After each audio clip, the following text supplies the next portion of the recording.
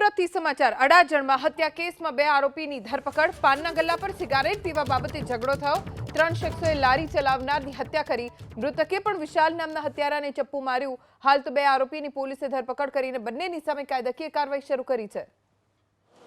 Adajan police સ્ટેશનમાં એક મર્ડરનો ગુનો દાખલ થયેલ છે જેનામાં આ કામે મરણ જનાર જીતુભાઈ કાલિયાભાઈ પ્રધાન તથા તેની સાથે સુનિલભાઈ નાઓ વચ્ચે ચાઇનીઝની લારી ઉપરથી ચાઇનીઝ આપવા બાબત ગયેલા તે બાબતનો સામાન્ય ઝઘડો થયેલો હતો જેની અંદર આ કામના આરોપીઓએ મરણ જનાર જીતુ પ્રધાનને ચપ્પુના ઘા શરીરના ભાગે મારેલ અને એને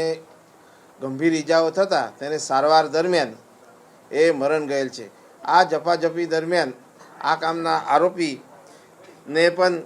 થોડીક ઈજા થયેલી હોય એની પણ ફરિયાદ લેવામાં આવેલી છે અને આરોપીના વિરુદ્ધમાં 302 મુજબનો ગુનો અડાજણ પોલીસ સ્ટેશનમાં દાખલ કરવામાં આવેલ છે અને 2 આરોપીઓને અટક કરવામાં આવેલ છે।